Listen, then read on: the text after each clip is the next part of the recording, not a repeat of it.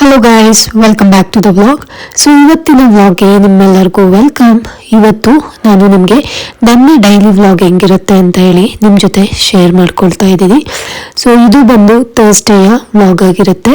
ಯಾರೆಲ್ಲ first time ನನ್ನ channel ನೋಡ್ತಿದ್ದೀರಾ, ದಯವಿಟ್ಟು ನನ್ನ ಚಾನಲ್ಗೆ ಸಬ್ಸ್ಕ್ರೈಬ್ ಮಾಡ್ಕೊಳ್ಳಿ ಮತ್ತು ಸಪೋರ್ಟ್ ಮಾಡಿ. ನಿಮ್ಮ ಸಬ್ ನನಗೆ ತುಂಬಾ ಇಂಪಾರ್ಟೆಂಟ್. ತುಂಬ ಜನ ನ್ಯೂ ಸಬ್ಸ್ಕ್ರೈಬರ್ಸು ನನಗೆ ಸಿಗ್ತಾ ಇದ್ದಾರೆ. ಒಂದೊಂದು ವೀಡಿಯೋಸು ಅಪ್ಲೋಡ್ ಮಾಡಿದಾಗ ನನಗೆ 3 ಮೆಂಬರ್ಸ್, 2 ಮೆಂಬರ್ಸ್, 4 ಮೆಂಬರ್ಸ್ ಆ ಥರ ನನಗೆ ಸಬ್ಬು ಇನ್ಕ್ರೀಸ್ ಆಗ್ತಾ ಇದೆ. ಅದು ಬಂದು ಒಂದು which is very good thing. First ಸ್ಟಾರ್ಟಿಂಗಲ್ಲಿ ನಾನು ವಿಡಿಯೋಸ್ ಎಲ್ಲ ಅಪ್ಲೋಡ್ ಮಾಡ್ತಿದ್ನಲ್ಲ, ಆವಾಗ ಅಷ್ಟೊಂದು ಸಬ್ಬೆಲ್ಲ ಆಗ್ತಿರ್ಲಿಲ್ಲ, ಸಬ್ ಲೆಸ್ ಆಗ್ತಿತ್ತು. ಬಟ್ ಇವಾಗ ಸಬ್ ಆ್ಯಡ್ ಆಗ್ತಾ ಇದೆ. ನನಗೂ ಕೂಡ ತುಂಬ ಖುಷಿ ಆಗ್ತಾ ಇದೆ. ನಿಮ್ಮ ಸಪೋರ್ಟ್ ಹಿಂಗೆ ಇರಲಿ. ಆ್ಯಂಡ್ ಇವತ್ತಿನ ವ್ಲಾಗು ಬೆಳಗ್ಗೆಯಿಂದಲೇ ಶುರು ಮಾಡ್ಕೊಂಡಿದ್ದೀನಿ. ಬೆಳಗ್ಗೆ ಎದ್ದು ನಾನು ಮನೆಯೆಲ್ಲ ನೀಟಾಗಿ ಕ್ಲೀನ್ ಮಾಡಿಕೊಂಡು ಹೊರಗಡೆ ಹೋಗಿ ಸ್ವಲ್ಪ ಥಿಂಗ್ಸ್ ತರಬೇಕಿತ್ತು, ಅದನ್ನು ಎಲ್ಲ ತೊಗೊಂಡ್ಬಂದು ಮನೆಯೆಲ್ಲ ನೀಟಾಗಿ ಕ್ಲೀನ್ ಮಾಡಿಕೊಂಡು, ಇವತ್ತು ಥರ್ಸ್ಡೇ ಆಗಿರೋದ್ರಿಂದ ಸ್ವಲ್ಪ ಪೂಜೆ ಮಾಡಬೇಕಿತ್ತು, ಪೂಜೆನೂ ಮುಗಿಸ್ಕೊಳ್ಳೋಣ ಅಂತ ಹೇಳಿ ಪ್ಲ್ಯಾನ್ ಮಾಡ್ಕೊಂಡಿದ್ದೀನಿ ಬೇಗ. ಆ್ಯಂಡ್ ಪಾಪುದು ಆ್ಯನ್ಯುವಲ್ ಡೇ ಕೂಡ ಇದೆ ಸ್ಕೂಲಿಂದು. ಅವಳಿಗೆ ಡ್ಯಾನ್ಸ್ ರಿಹರ್ಸಲ್ ಮತ್ತು ಪ್ರಾಕ್ಟೀಸ್ ಎಲ್ಲ ಇರುತ್ತೆ. ಅಲ್ಲಿಗೂ ಕೂಡ ಕರ್ಕೊಂಡೋಗಿ ಡ್ರಾಪ್ ಮಾಡಿ ಬರಬೇಕು. ನಾನು ಅದಕ್ಕೆ ಬೆಳಗ್ಗೆನೇ ಅರ್ಲಿ ಮಾರ್ನಿಂಗ್ಗೆ ಎದ್ದು ತಿಂಡಿ ಎಲ್ಲ ರೆಡಿ ಮಾಡ್ಕೊಳ್ತಾ ಇದ್ದೀನಿ. ಇನ್ನು ಬೆಳಗ್ಗೆನೇ ಎದ್ದ ತಕ್ಷಣ ನಾನು ಸ್ವಲ್ಪ ಮನೆಯೆಲ್ಲ ಕ್ಲೀನ್ ಮಾಡಿ ಆದಮೇಲೆ ಒಂದಷ್ಟು ಸೆಂಟೆಡ್ ಇದೆಲ್ಲ ಬರುತ್ತಲ್ಲ, ಊದಿನ ಕಡೆ ಸಾಂಬ್ರಾಣಿ ಎಲ್ಲ ಇಡೋ ಅಭ್ಯಾಸ ನನಗಿದೆ. ಸೊ ಅದನ್ನೆಲ್ಲ ಮುಗಿಸ್ಕೊಂಡು ಇವಾಗ ತಿಂಡಿಗೆ ರೆಡಿ ಮಾಡ್ಕೊಳ್ತಾ ಇದ್ದೀನಿ. ತಿಂಡಿಗೆ ಬಂದು ವಾಂಗಿಬಾತ್ ಮಾಡೋಣ ಅಂತ ಹೇಳಿ ಇವತ್ತು ಈರುಳ್ಳಿ, ಟೊಮೊಟೊ ಹಣ್ಣು ಮತ್ತು ಹಸಿಮೆಣಸಿನ್ಕಾಯಿ ಎಲ್ಲ ಕಟ್ ಮಾಡಿ, ಮತ್ತು ಬದನೆಕಾಯಿ 2 ಬದನೆಕಾಯಿ ಏನೋ ಇತ್ತು, ಅದನ್ನು ಕೂಡ ತೆಗೆದಿಟ್ಕೊಂಡಿದ್ದೀನಿ ನೋಡೋಣ ಅಂತ ಹೇಳಿ. ಇದನ್ನೇ ಕಟ್ ಮಾಡಿಬಿಟ್ಟು ವಾಂಗಿಬಾತ್ ಮಾಡೋಣ ಅಂತ ಹೇಳಿ ಇವತ್ತು ಗ್ರೀನ್ ಕಲರ್ ಬ್ಯಾಂಗಲು ದೇವ್ರ ಐಟಮ್ ಎಲ್ಲ ಕ್ಲೀನ್ ಮಾಡ್ತಾ ಇದ್ದೆ. ಆವಾಗ ಆ ಬ್ಯಾಂಗಲ್ಲು ದೇವಸ್ಥಾನದಲ್ಲಿ ಕೊಟ್ಟಿದ್ದಿತ್ತು, ಸೊ ಅದನ್ನೇ ಹಾಕ್ಕೊಂಡಿದ್ದೀನಿ. ಏನಪ್ಪ ಅಂತ ಆಶ್ಚರ್ಯ ಪಡಬೇಡಿ. ಇವಾಗ ಬಾಣಲಿ ಇಟ್ಕೊಂಡು ಎಣ್ಣೆ ಬಿಸಿ ಮಾಡಿಕೊಂಡು ಅದಕ್ಕೆ ಜೀರಿಗೆ, ಈರುಳ್ಳಿ, ಆಮೇಲೆ ಬೆಳ್ಳುಳ್ಳಿ, ಹಸಿಮೆಣಸಿನ್ಕಾಯಿ, ಟೊಮೊಟೊ ಹಣ್ಣು ಇದಿಷ್ಟನ್ನು ಹಾಕ್ಕೊಂಡು ಚೆನ್ನಾಗಿ ಫ್ರೈ ಮಾಡ್ಕೊಳ್ತಾ ಇದ್ದೀನಿ. ವಾಂಗಿಬಾತ್ ಪೌಡ್ರು ನಾನು ಮೊದಲೇ ಮಾಡಿಟ್ಕೊಂಡಿದ್ದೆ, ಅದೇ ಪೌಡ್ರನ್ನ ಇವತ್ತು ಯೂಸ್ ಮಾಡ್ತಾ ಇದ್ದೀನಿ. ಸ್ವಲ್ಪ ಉಪ್ಪು ಹಾಕ್ಕೊಂಡ್ರೆ ಬೇಗ ಇದೆಲ್ಲ ಫ್ರೈ ಆಗುತ್ತೆ. ಅದಾದಮೇಲೆ ಚಿಕ್ಕದಾಗಿ ಕಟ್ ಮಾಡಿ ಇಟ್ಕೊಂಡಿರುವಂಥ ಮುಳ್ಗಾಯಿನ ಇದಕ್ಕೆ ಸೇರಿಸ್ಕೊಳ್ತಾ ಇದ್ದೀನಿ. ಇದು ಬಂದು ಉದ್ದ ಮುಳ್ಗಾಯಿ ಬರುತ್ತಲ್ಲ, ವೈಟ್ ಕಲರು, ಆ ಬ್ರಿಂಜಲ್ಲಿದು. ಸೊ ಮುಳ್ಗಾಯಿ ಹಾಕಿ ಆದಮೇಲೆ ನೀಟಾಗಿ ಒಂದ್ಸರಿ ಹಸಿ ವಾಸನೆ ಎಲ್ಲ ಹೋಗಬೇಕು. ಮುಳ್ಗಾಯಿ ಕೂಡ ಸ್ವಲ್ಪ ಬೇಯಬೇಕು, ಅಲ್ಲಿವರೆಗೂ ನಾವು ಇದನ್ನು ಫ್ರೈ ಮಾಡ್ಕೊಳ್ಳೋಣ ಆಯಿಲಲ್ಲಿ. ಈ ಮುಳ್ಗಾಯಿ ಬೇಗನೆ ಬೆಂದ್ಬಿಡುತ್ತೆ, ಜಾಸ್ತಿ ಟೈಮ್ ಏನು ನಾವು ವೆಯ್ಟ್ ಮಾಡಬೇಕು ಅನ್ನೋ ಅವಶ್ಯಕತೆ ಏನಿಲ್ಲ. ಸೊ ಇಲ್ಲಿ ಬಂದು ಇದಕ್ಕೆ ಸ್ವಲ್ಪ ಹುಣಸೆ ಹುಳಿನ ರೆಡಿ ಮಾಡಿ ಇಟ್ಕೊಂಡಿದ್ದೆ, ಅದನ್ನು ಮೇಲ್ಗಡೆ ಎಲ್ಲ ಹಾಕ್ಕೊಳ್ತಾ ಇದ್ದೀನಿ.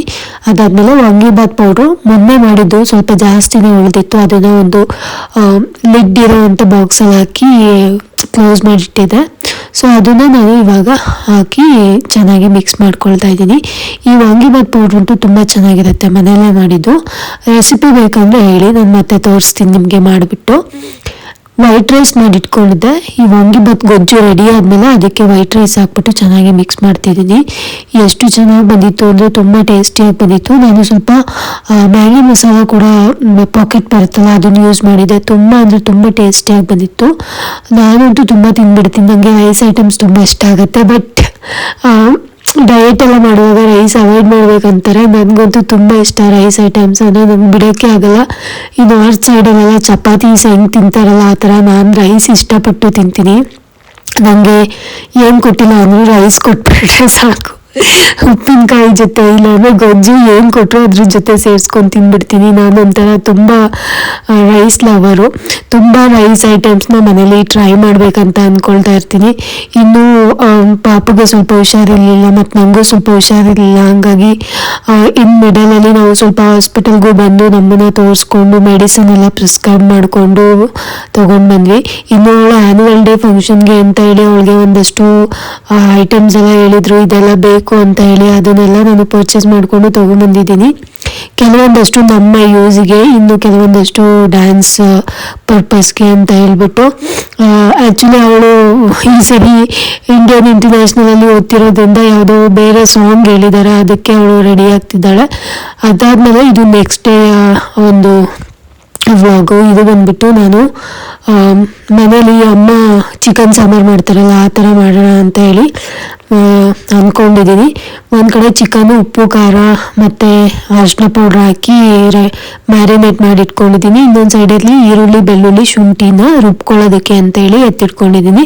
ಇದೊಂದು ಸ್ವಲ್ಪ ಮನೆಯಲ್ಲೆಲ್ಲ ಹಳ್ಳಿ ಸೈಡಲ್ಲಿ ಮಾಡ್ತಾರಲ್ಲ ಆ ಥರ ಚಿಕನ್ ಸಾಂಬಾರಿದು. ಅದಾದಮೇಲೆ ಒಂದು ಬಾಣಲಿಗೆ ಸ್ವಲ್ಪ ಎಣ್ಣೆ ಹಾಕ್ಕೊಬಿಟ್ಟು ಫಸ್ಟು ಈರುಳ್ಳಿ ಬೆಳ್ಳುಳ್ಳಿ ಮತ್ತು ಶುಂಠಿ ಅರಿಶಿನ ಹಾಕ್ಕೊಬಿಟ್ಟು ಚೆನ್ನಾಗಿ ಫ್ರೈ ಮಾಡ್ಕೊಳ್ಳೋಣ. ಈ ಥರ ಮಾಡೋದ್ರಿಂದ ಚೆನ್ನಾಗಿ ಟೇಸ್ಟ್ ಬರುತ್ತೆ ಸಾಂಬಾರು. ಮತ್ತು ಚಿಕನ್ನ ಅರಿಶಿನ ಬೆಳ್ಳುಳ್ಳಿ ಮತ್ತು ಈರುಳ್ಳಿ ಪೇಸ್ಟಲ್ಲಿ ಫ್ರೈ ಮಾಡ್ಕೊಳ್ತೀವಲ್ಲ ಅದು ತುಂಬ ಚೆನ್ನಾಗಿರುತ್ತೆ ಸಾಂಬಾರಿಗೆ. ಸೊ ಇಲ್ಲಿ ನಾನು ಸ್ವಲ್ಪ ಅರಿಶಿನ ಹಾಕ್ಕೊಂಡು ಚೆನ್ನಾಗಿ ಇದನ್ನೆಲ್ಲ ಫ್ರೈ ಮಾಡ್ಕೊಳ್ತಾ ಇದ್ದೀನಿ. ಇನ್ನೊಂದು ಸೈಡಲ್ಲಿ ನಾನು ಕೊತ್ತಂಬರಿ ಸೊಪ್ಪು, ಟೊಮೆಟೊ ಹಣ್ಣು, ಹುರ್ಗಡ್ಲೆ, ಚಕ್ಕೆ, ಲವಂಗ, ಏಲಕ್ಕಿ, ಕಾಳು ಮೆಣಸು, ಜೀರಿಗೆ, ಕಾಯಿ, ಸ್ವಲ್ಪ ಹುಣಸೆಹಣ್ಣು ಮತ್ತು ಶುಂಠಿ ತೊಗೊಂಡಿದ್ದೀನಿ, ಬೆಳ್ಳುಳ್ಳಿನೂ ತೊಗೊಂಡಿದ್ದೀನಿ.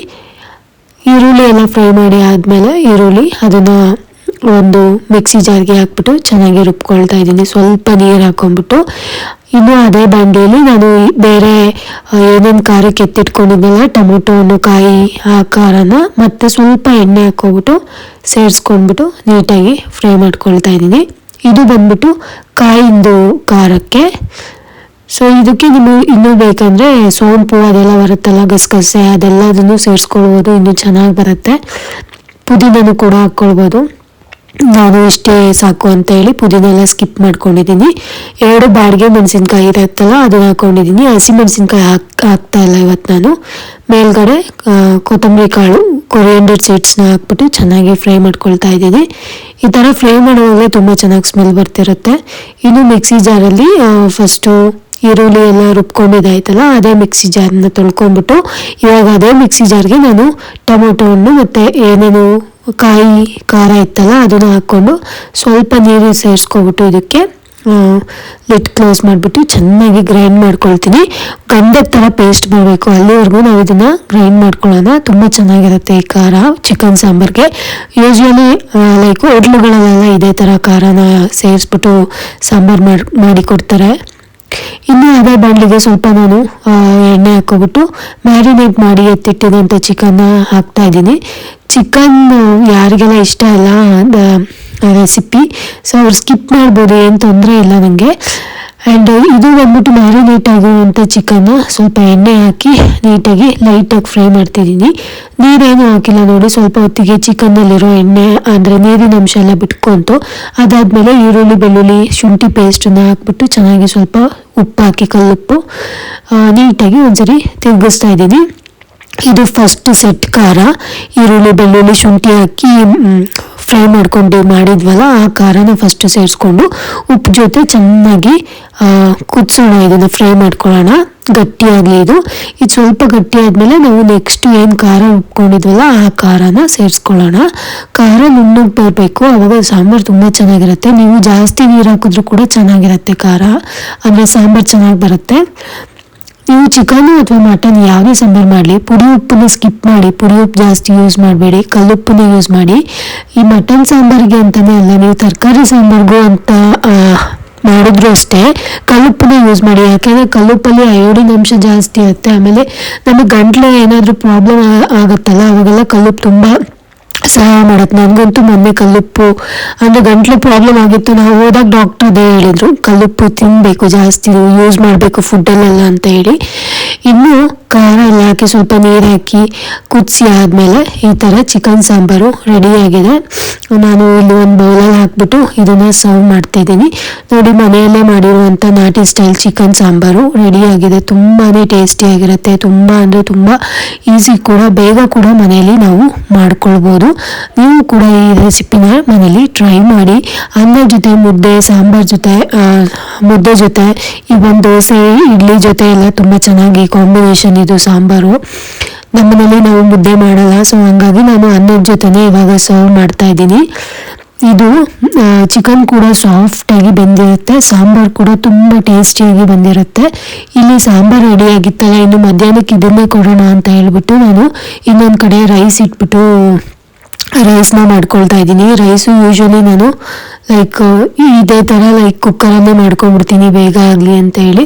ಆ್ಯಂಡ್ ರೈಸ್ಗೂ ಅಷ್ಟೇ ಯಾವಾಗಲೂ ಸ್ವಲ್ಪನಾದರೂ ಕಲ್ಲುಪ್ಪನ್ನ ಯೂಸ್ ಮಾಡ್ತೀನಿ ರೈಸ್ ಮಾಡುವಾಗಲೂ ಅಷ್ಟೇ.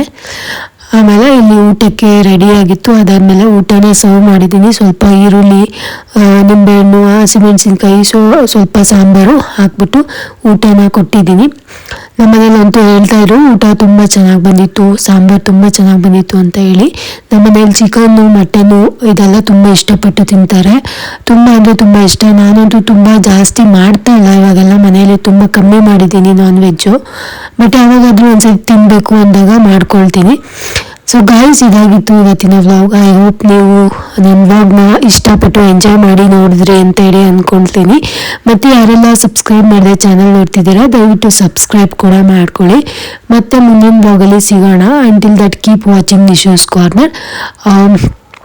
ವಿಡಿಯೋನ ಪೂರ್ತಿಯಾಗಿ ನೋಡೋದಕ್ಕಾಗಿ ಧನ್ಯವಾದಗಳು. ಮತ್ತೆ ಸಿಗೋಣ. Thank you so much.